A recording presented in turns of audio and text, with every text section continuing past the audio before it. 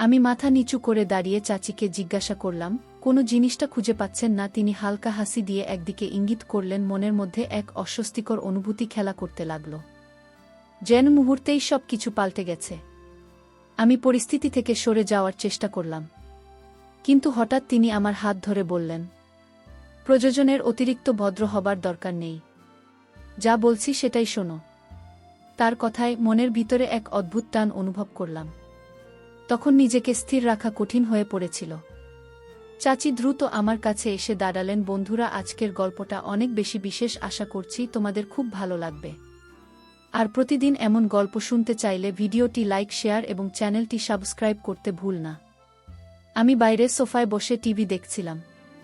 প্রায় 25 দিন হলো চাচার বাড়িতে আছি। চাচা বেশিরভাগ সময় বিদেশে থাকেন, তাই তাদের অনুপস্থিতিতে আমি প্রায়ই তাদের বাড়িতে থাকি। তবে এবার চাচা আমাকে একটু অন্যরকমভাবে কথা বললেন। তার চোখে অপারেশন হয়েছে এবং ডাক্তার বলেছিলেন যে আগামী 1 মাস তার চোখে ব্যান্ডেজ থাকবে। এই সময়টাই তিনি চাচ্ছিলেন আমি যেন তার পাশে থেকে তাকে সাহায্য করি, কারণ তিনি কিছুই দেখতে পারছিলেন না। আর তার স্ত্রীও এখনও ছোট, এজন্যই তিনি আমার সাহায্য চেয়েছিলেন। তবে আমি জানতাম না যে এই সাহায্য আমার জন্য কতটা কঠিন হতে চলেছে। একদিন হঠাৎ ফোন বেজে উঠল। দেখি চাচার কল। চাচা জানালেন তিনি বাড়ির দরজার বাইরে দাঁড়িয়ে আছেন। আমি দ্রুত গিয়ে দেখি চাচা তার 22 বছরের স্ত্রীর সাথে দাঁড়িয়ে আছেন। এই প্রথমবার চাচির সাথে আমার দেখা হলো। এর আগে চাচা যখনই ফিরতেন আমি এখানে উপস্থিত থাকতাম না। চাচিকে দেখে কিছুক্ষণ থমকে গেলাম। তার সৌন্দর্য দেখে মনে হলো এমন রূপসী মেয়েকে আগে কখনো দেখিনি যে কোনো পুরুষ তার সৌন্দর্যে মুগ্ধ হতে বাধ্য। চাচা বিদেশে থাকাকালীন চাচির সাথে পরিচয় হয়েছিল এবং সেখানেই তারা বিয়ে করেছিলেন। চাচির সৌন্দর্য দেখে আমার মনে হচ্ছিল চাচা সত্যিই ভাগ্যবান। কিন্তু চাচির চোখে আমি এক ধরনের রহস্যময় দৃষ্টি লক্ষ্য করলাম, যা আমাকে কিছুটা অস্বস্তি দিচ্ছিল। চাচা আমাকে ডাকছিলেন, কিন্তু আমার চোখ ছিল চাচির দিকেই। আমি দ্রুত চাচার প্রশ্নের উত্তর দিয়ে তাদের ঘরে নিয়ে গেলাম। ঘরে ঢোকার সময় হঠাৎ আমার কাঁধে কারো হাতের স্পর্শ অনুভব করলাম। ঘুরে দেখি চাচি একরকম অদ্ভুত হাসি নিয়ে আমার দিকে তাকিয়ে আছে। চাচি আমার দিকে এমনভাবে তাকিয়ে হাসছিলেন যেন হাজারো প্রশ্ন লুকিয়ে আছে তার সেই হাসিতে। আমি কোনো উত্তর দিতে চাইছিলাম না, কারণ জানতাম উত্তর দিলে হয়তো এমন কিছু হতে পারে যা চাচার জন্য ভালো হবে না।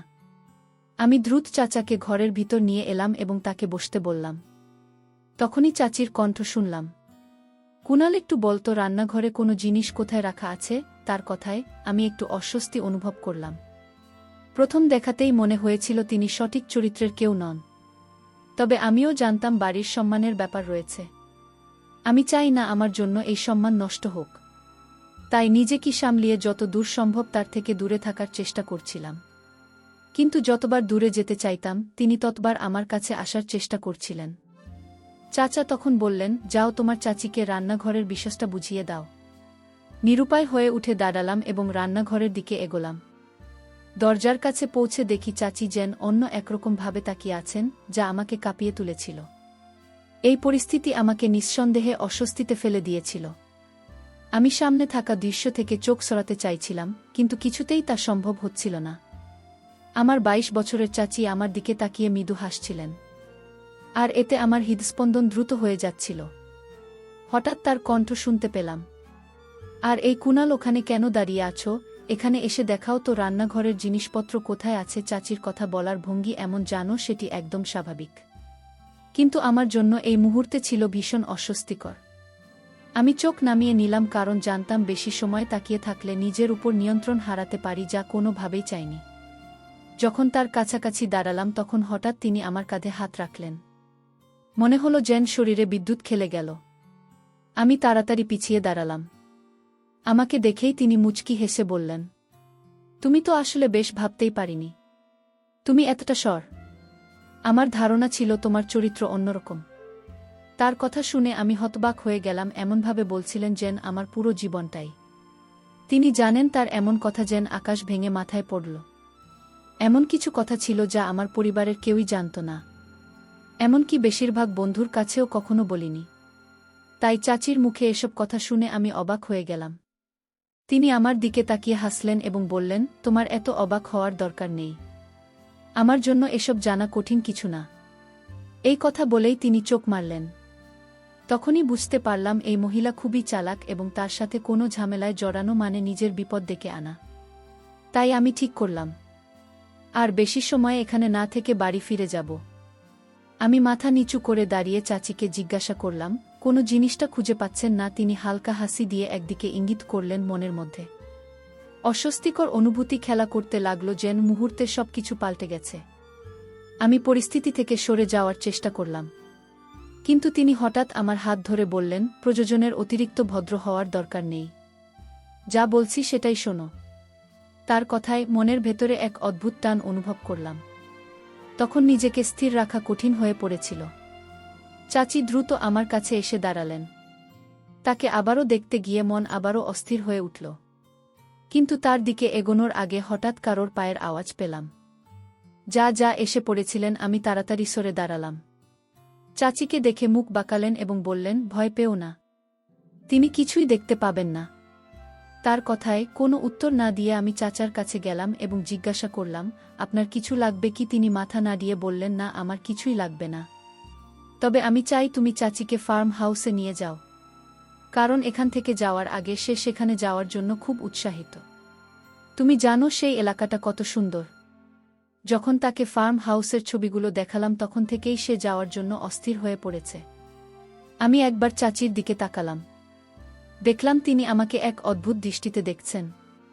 হঠাৎ তিনি এমনভাবে ইশারা করলেন যে আমার লজ্জায় মাথা নিচু হয়ে গেল। মনে হলো চাচাকে না বলেই সব জানিয়ে দিই। কিন্তু চাচা অনেকটা অনুরোধের সুরে আমাকে বলেছিলেন।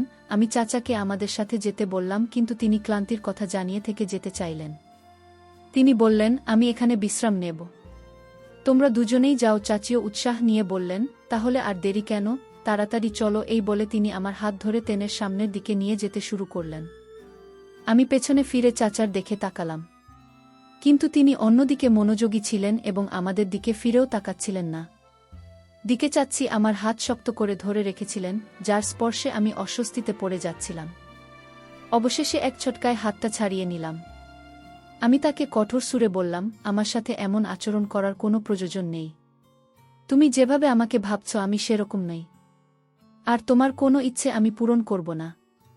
তার কথা শুনে তার চোখে জল চলে এল, কিন্তু আমি তার দিকে আর একবারও তাকালাম না।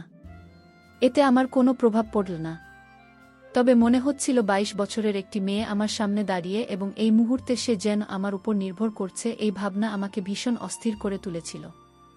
আমি দ্রুত সেখান থেকে সরে এসে নিজের ঘরে চলে এলাম। বুক ভরে শ্বাস নিচ্ছিলাম, কিন্তু বুঝতে পারছিলাম না কিভাবে এই সমস্যার সমাধান করব।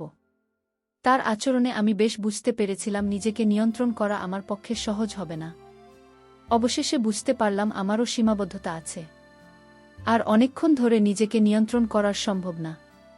মনে হচ্ছিল সুযোগ এখনই আমার সামনে এসেছে, কিন্তু এমন চিন্তা মাথায় আসতেই দু হাতে নিজের মাথা চেপে ধরলাম এবং নিজেকে শান্ত রাখার চেষ্টা করতে লাগলাম। হঠাৎ শরীরটা খারাপ লাগতে শুরু করল, তাই চাচার কাছে গিয়ে বললাম, আজ হয়তো আমি যেতে পারবো না। তখনই চাচিকে সুন্দর পোশাক পরে দাঁড়িয়ে থাকতে দেখলাম এবং এক মুহূর্তে থমকে গেলাম। তাকে দেখে মনে হচ্ছিল যেন এক অনন্য সৌন্দর্যের ছাটা ছড়িয়ে দিচ্ছে। আমি দৃষ্টি সরিয়ে নেওয়ার চেষ্টা করলাম, কিন্তু বারবার চোখ ফিরে যাচ্ছিল। মনে হচ্ছিল নিজের আবেগকে সামলে রাখা কঠিন হয়ে পড়ছে। সেই মুহূর্তে ভাবলাম হয়তো তার ইচ্ছাটি সম্মান জানানো সঠিক হবে, যদি সে নিজেই এতে স্বাচ্ছন্দ্য বোধ করে। তবে আমি কেন পিছু হাঁটব এমনটা ভেবে অজান্তেই মুখে এক রহস্যময় হাসি ফুটে উঠল। মনে হচ্ছিল ভেতরে লুকিয়ে থাকা এক দুর্বলতা ধীরে ধীরে আত্মবিশ্বাসের রূপ নিচ্ছে। যখন কেউ আন্তরিকভাবে সৌন্দর্যের মাধ্যমে মনোযোগ আকর্ষণের চেষ্টা করে, তখন নিজেকে সামলে রাখা সহজ নয়। শুরুর দিকে নিজেকে সামলে রাখা কঠিন ছিল, কিন্তু একবার মনে হলো পরিস্থিতি মেনে নিলে সব সহজ হয়ে যাবে। তখন থেকেই মনে এক শক্তি এল, সবকিছু স্বাভাবিক মনে হতে শুরু করল। তাই বেশ আত্মবিশ্বাসের সুরে বললাম, চলো আমাদের যাত্রা শুরু করতে হবে। আমি চাচাকে বললাম, দ্রুত না গেলে আবহাওয়া খারাপ হয়ে যাবে। আমার কথা শুনে চাচা বললেন, আবহাওয়া খারাপ হলে দুজনেই সেখানে থেকে যেও। চাচার এমন সহজভাবে বিশ্বাস করাটা দেখে আমার মনে একটু অপরাধবোধ তৈরি হল। চাচা আমার উপর যে আস্থা রেখেছেন সেটি মনে হতেই অস্বস্তি হচ্ছে। তখন হঠাৎ অনুভব করলাম কেউ আমার হাত ধরেছে। তাকিয়ে দেখি চাচি দাঁড়িয়ে আছেন আর মিষ্টি করে হাসছেন। চাচি বললেন, চলো আর দেরি কেন? আমি হেসে ফেললাম, যা দেখে চাচি একটু বিস্মিত হয়ে নিচু হয়ে তাকালেন। তাকে নিয়ে দ্রুত গাড়ির দিকে এগোলাম। পথে তিনি মুচকি হেসে বললেন, তোমার তো সাহস এত তাড়াতাড়ি ফুরিয়ে গেল। আমিও হেসে উত্তর দিলাম, সামনে এমন একজন সুন্দরী থাকলে কারিব সাহস থাকে। তার হাসিটা বেশ মোহময়ী ছিল। যদি বলি তিনি সম্পূর্ণরূপে রূপের আধার, তাতে ভুল কিছু হবে না। তার কণ্ঠ থেকে শুরু করে তার হাসি, সবই বেশ আকর্ষণীয় ছিল। তখন বললাম, সেখানে গিয়েও কি তুমি অন্যদেরও এমন করে আকর্ষণ করবে? তার কথা শুনে প্রথমে সে একটু রেগে আমার দিকে তাকাল, কিন্তু কিছুক্ষণ পরেই হেসে উঠল। তার এমন আচরণ দেখে অবাক হলাম, কারণ আমি তো কোনো মজা করিনি, শুধু সোজাসুজি একটি প্রশ্ন করেছিলাম। সে বলল, না, আমি ওখানকার অন্য কাউকে আকর্ষণ করার চেষ্টা করিনি। তোমার চাচা আমাকে ঘরে রেখে বাইরে যেতেন যাতে কারো সাথে আমার কোনো সম্পর্ক না হয়। তার কথা শুনে কিছুটা হতবাক হয়ে জিজ্ঞাসা করলাম, কেন এমন করতেন? সে হেসে বলল, আসলে একবার তোমার চাচা আমাকে ভুলভাবে ধরে ফেলেছিলেন। তখন আমি মিথ্যে বলেছিলাম যে সে আমার দূরের আত্মীয়। কিন্তু তুমি তো জানো তোমার চাচা কতটা সরল মানুষ। তিনি এখনও আমাদের একসাথে যেতে দিয়েছেন, যদিও জানেন যে আমরা দুজনেই তরুণ। বেশিরভাগ মানুষ বুঝতে পারে না যে কখন পরিস্থিতি খারাপ হতে পারে। তার কথা শুনে আমি মাথা নাড়লাম এবং বললাম, না চাচা আমাদের পরিবারের সবচেয়ে বুদ্ধিমান মানুষ। তার এই বিশ্বাসকে কখনো ভুল ব্যাখ্যা করতে দিও না। আমার কথা শুনে সে হাসল এবং বলল, হয়তো তাই হবে, কিন্তু আমার ব্যাপারে সে একেবারেই বোকা হাডে টেনি। আমি বেশ খুশি, তুমি জানো না এখনও যে সে আমাকে কত বড় আনন্দ দিতে চলেছে। আমি ওর দিকে তাকাতেই সে খিলখিল করে হেসে উঠল। ফার্ম হাউস এখান থেকে প্রায় 2 ঘন্টার পথ। আমরা প্রায় আধা ঘন্টা ধরে গাড়ি চালাচ্ছি। মনে হচ্ছিল যেন উড়ে সেখানে পৌঁছাই। যত দ্রুত যাওয়ার চেষ্টা করছিলাম ততই বাধা আসছিল। প্রথমে গাড়িতে যান্ত্রিক সমস্যা দেখা দিল, তারপর হঠাৎ পেট্রোল শেষ হয়ে গেল। আমি রাস্তার মাঝখানে গাড়ি থামিয়ে দাঁড়িয়ে আছি। চাচি চিন্তিত চোখে তাকিয়ে বললেন, এটা কি মজা করছো? তুমি বুঝতে পারছো না যে আমি ধৈর্য হারিয়ে ফেলছি? আমি তাকে বকাঝোকা করে বললাম, আমার অবস্থাও একই, তাই দয়া করে আমাকে আর কথা শোনাতে এসো না। কিছুক্ষণ চেষ্টা করার পর অবশেষে গাড়ি ঠিক হলো। স্বস্তি নিয়ে শ্বাস ফেললাম এবং আবার ফার্ম হাউসের পথে এগোতে লাগলাম। সেখানে পৌঁছাতেই আবহাওয়া হঠাৎ খারাপ হয়ে গেল। ছমছমিয়ে বৃষ্টি শুরু হলো। বাইরে এমন আবহাওয়ায় গাড়ি চালানো মানেই বিপদকে আমন্ত্রণ জানানো। আমাকে দেখে চাচি হাসতে লাগলেন এবং বললেন, দেখো, প্রকৃতিও আজ আমাদের পাশে আছে। মানে আজকের দিনটা আমাদের। তার কথা শুনে আমিও একটু হেসে ফেললাম। তখন আমরা ফার্ম হাউস এর সামনে ছিলাম। আমরা সেখানে দাঁড়িয়ে কথা বলছিলাম। এমন সময় হঠাৎ পেছনে কারোর উপস্থিতি অনুভব করলাম। পিছনে ফিরে তাকাতেই দেখি কয়েকজন দাঁড়িয়ে আছে। তাদের দেখে মনে হলো যেন মাথার উপর আকাশ ভেঙে পড়েছে। সেখানে আমার চাচার পরিবারের 1-2 মানুষ হাজির। আমাদের দাঁড়িয়ে থাকতে দেখে আমার নানি এগিয়ে এলেন এবং হাসি মুখে বললেন, এই যে তোমরা এত দেরি করে এলে কেন? প্রশ্নটা শুনে আমি হতবাক হয়ে গেলাম। মনের মধ্যে চিন্তায় ঝড় উঠল। ভাবছিলাম হয়তো কেউ আমাদের আগের কথোপকথন শুনে ফেলেছে, কিন্তু নানির ব্যবহারে তেমন কিছু বোঝা গেল না। তার কথা শুনে মনে হলো না যে তিনি আমাদের আগের কথা শুনেছেন। আমি একবার চাচির দিকে তাকালাম। তার মুখে অস্বস্তির ছাপ স্পষ্ট, যেন প্রচণ্ড বিব্রত। ওর এমন অবস্থা দেখে আমার হাসতে পারছিল, আবার পরিবারের উপরও একটু রাগ হচ্ছিল, কারণ এত পরিকল্পনা করেও এখানে এসে সব এলোমেলো হয়ে গেল। চাচির মেজাজ খুব খারাপ ছিল, আর সে যেন ইচ্ছে করে সবার সাথে খারাপ ব্যবহার করছিল। আমি বারবার চোখের ইশারায় তাকে শান্ত থাকার সংকেত দিলাম, কিন্তু সে কোনো মনোযোগী দিল না। তাকে দেখে মনে হচ্ছিল যেন মাথা ঠিক নেই, প্রচণ্ড রাগে আছে। নানি তাকে দেখে অবাক হয়ে আমাকে বললেন, এই মেয়েটার ঠিক হলো সবার সাথে এমন করে কেন কথা বলছে? নানির কথা শুনে আমি দীর্ঘশ্বাস ফেললাম। আমি কি বলতাম? তাদের যে পরিকল্পনা ছিল সেটা আপনারা এসে একেবারে বিফল করে দিলেন। আমার মুখে হতাশার ছাপ দেখে নানি বললেন, সত্যি বলো, তোমরা ঠিক কি ভেবে এখানে বসেছিলে? নানির প্রশ্নে কিছুক্ষণ চুপ থেকে নিজেকে সামলালাম। তারপর বললাম, আসলে আমরা ভাবিনি যে আপনারা সবাই এখানে থাকবেন। নানি হাসি মুখে বললেন, আমরাও তো পরিবার, তোমাদের কাছে মানুষ।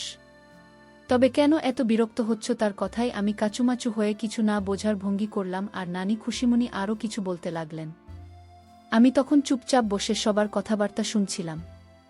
হঠাৎ অনুভব করলাম কেউ আমার দিকে তাকিয়ে আছে। প্রথমে বুঝতে পারছিলাম না, কিছুক্ষণ পর ভুল ভাঙল দেখলাম চাচি আর আমার এক কাজে নামার দিকে তাকিয়ে আছে। আমাদের চোখাচোখি হতেই সে তাড়াতাড়ি চোখ নামিয়ে নিল। তার মুখে লাজুক হাসির আভা ফুটে উঠল। সবটা দেখে এক মুহূর্তের জন্য বিশ্বাস করতে পারছিলাম না, কারণ ছোটবেলা থেকেই এই কাজিনকে আমি পছন্দ করতাম। তবে কখনো মায়ের কাছে সম্পর্কের বিষয়ে কিছু বলিনি। মনে হতো তারা ধনী পরিবার থেকে, আর আমাদের মতো সাধারণ পরিবারের সাথে তাদের সম্পর্ক হবে না। কিন্তু ওর আজকের এই তাকানোর ভঙ্গি আর মৃদু হাসি বলে দিচ্ছিল যে সম্ভবত সেও আমাকে পছন্দ করে এবং কাছে টানতে চায়। আমিও হেসে ওর দিকে তাকালাম। ঠিক তখনই মনে হলো কেউ যেন আমাকে খোঁচা দিল। তাড়াতাড়ি অন্যদিকে তাকাতেই দেখি চাচি বসে আছেন, রাগে আমার দিকে তাকিয়ে আছেন। চাচের সেই রাগী চেহারা দেখে আমি হেসে ফেললাম। তবে সে এতটাই রেগেছিল যে তার মুখে হাসিও ফুটছিল না। যাই হোক, সবকিছু এমনিতেই গিয়ে একেবারে এলোমেলো হয়ে গিয়েছিল। একদিকে ভালোই হয়েছে রাতে চাচি এসে বললেন আমাকে এখনই বাড়ি ফিরে যেতে হবে। একবার বাইরে তাকালাম, তখন আবহাওয়া বেশ খারাপ ছিল। তাকে বললাম এখন যাওয়া সম্ভব নয়, বাইরে ঝড় বৃষ্টি হচ্ছে, এই আবহাওয়ায় গাড়ি চালানো বিপজ্জনক, ভালো হয় তুমি সকালে যাও। কিন্তু সে একরকম বাচ্চাদের মতো জেদ ধরল। কিছুক্ষণ পর তাকে ওর মতো রেখে দ্রুত নিজের ঘরে ফিরে এলাম, কারণ এই মুহূর্তে ও যেন আমার উপর জোর করে কর্তৃত্ব করতে চাইছিল। অথচ আমি কখনোই এমন মানুষ ছিলাম না যে কোনো মেয়েকে জীবনের ঝামেলা হিসেবে দেখে। সকালে দরজায় টোকা পড়তেই আমার ঘুম ভাঙল। দেখলাম চাচি দাঁড়িয়ে আছেন। পরের মুহূর্তে সে ঘরে ঢোকার চেষ্টা করছি। আমি তাকে থামিয়ে বললাম, সাবধান, এখানে কোনো ঝামেলা করার চেষ্টা করো না। সে কয়েক মুহূর্তের জন্য অবাক হয়ে গেল, এবং তার অবাক হওয়াটাই স্বাভাবিক ছিল। তবে রাতে আমি নিজের মনকে বুঝিয়ে নিয়েছিলাম, কারণ আমি জানতাম একজন ভদ্র মেয়ে আমার জন্য অপেক্ষা করছে যে সত্যিই আমাকে ভালোবাসে। আমি ঠিক করেছিলাম নিজেকে ওর জন্যই সংরক্ষণ করব। আর চাচির মতো মানুষের জন্য সবসময় আশেপাশে অনেকেই থাকবেই। তাই নিজেকে অপ্রয়োজনীয় ঝামেলায় ফেলার চিন্তা থেকে পিছিয়ে এলাম, কারণ আমি জানতাম আজ যদি এমন কিছু করি তাহলে বাকি জীবনে আমার জন্য অনুশোচনার কারণ হয়ে থাকবে। এর থেকে ভালো আমি এমন একটি মেয়ের সঙ্গী হই যার সঙ্গে জীবন কাটিয়ে সুখী থাকা যায়। এক মুহূর্তেই আমি মস্থির করলাম। চাচি তখন অবাক হয়ে আমার দিকে তাকিয়েছিল। তার অবাক হওয়াটা দেখে সে হেসে মুখে বলল, আমি জানি এই বাড়ির লোকেদের কারণেই তুমি আমার কাছে আসছো না, কিন্তু চিন্তা করো না, যখন আমরা বাড়িতে ফিরব তখন আর কেউ থাকবে না। তার কথা শুনে আমি চুপচাপ তার মুখের দিকে তাকিয়ে রইলাম, কোনো উত্তর দিলাম না। কিছুক্ষণ পর তাকে নিয়ে বাড়ি ফিরে এলাম। রাতে সে আবারও হালকা পোশাক পরে আমার সামনে হাজির হলো, যেন কিছু বলার জন্য প্রস্তুত। আমি তাকে পিছিয়ে দিলাম এবং সে হতভম্ব হয়ে চুপ হয়ে গেল। সেই সময় চাচা ঘরে এসে হাজির হলেন। চাচা বুঝতে পারলেন এই মহিলার আসল চেহারা। সবকিছু পরিষ্কার হওয়ার পর চাচা তাকে ছেড়ে দেওয়ার সিদ্ধান্ত নিলেন এবং তাকে বাড়ি থেকে চলে যেতে বললেন, কারণ চাচা এর আগেও অনেকবার চাচির অপকর্মে নিজ হাতে ধরেছিলেন, কিন্তু তাকে ভালো হওয়ার জন্য কিছু সুযোগ দিয়েছিলেন। কিন্তু চাচি আর ভাল হননি, বরং দিনে দিনে আরও খারাপ হয়েছিলেন। আমি মনে মনে ধন্যবাদ দিলাম যে এমন কোনো কাজ করিনি যাতে চাচার কাছে ছোট হয়ে যায়। এই অভিজ্ঞতা থেকে বড় শিক্ষা পেলাম। কিছুদিন পর আমার কাজিনের সাথে সম্পর্কের কথা পাকাপাকি করলাম, আর এক সপ্তাহের মধ্যে আমাদের বিয়ে হয়ে গেল। এখন আমি তার সঙ্গে সুখে শান্তিতে জীবন কাটাচ্ছি।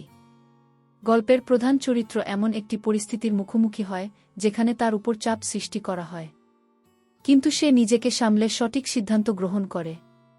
এর মাধ্যমে বোঝা যায় কঠিন সময়েও আত্মনিয়ন্ত্রণ ধরে রাখা এবং নিজেকে সঠিক পথে পরিচালিত করা গুরুত্বপূর্ণ।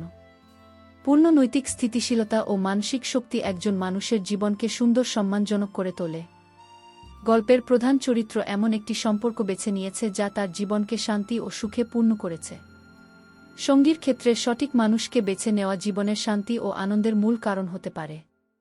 তাই জীবনের সঙ্গী নির্বাচনে সতর্কতা ও বুদ্ধিমত্তার প্রয়োজন।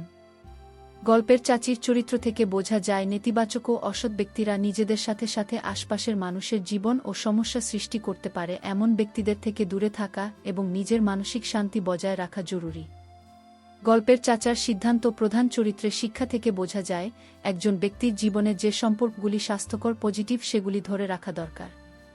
অন্যদিকে যে সব সম্পর্কের মধ্যে অসৎ চরিত্র, অশান্তি ও অনাবাঞ্ছিত আচরণ রয়েছে সেগুলিকে দূরে রাখাই মঙ্গল। গল্পের প্রধান চরিত্র যেভাবে তার নৈতিক আদর্শ বজায় রাখে এবং নিজের জন্য সঠিক সিদ্ধান্ত নেয়া, তা থেকে বোঝা যায় জীবনে যে কোনো সিদ্ধান্তে দীর্ঘমেয়াদী সুখকে প্রাধান্য দেওয়া উচিত। সামাজিক আবেগে ভুল সিদ্ধান্ত নেওয়ার কারণে পরবর্তীতে অনুশোচনায় পড়তে হতে পারে।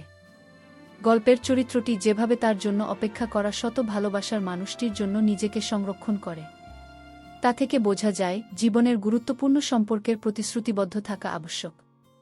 এটি জীবনের প্রতি এক ধরনের শ্রদ্ধা প্রদর্শন করে। বন্ধুরা, যদি গল্পটি ভালো লেগে থাকে তাহলে দয়া করে ভিডিওটি লাইক করুন এবং আমাদের চ্যানেলটি সাবস্ক্রাইব করুন।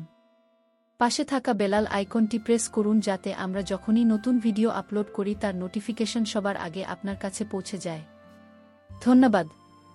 দেখা হবে আমাদের পরবর্তী ভিডিওতে।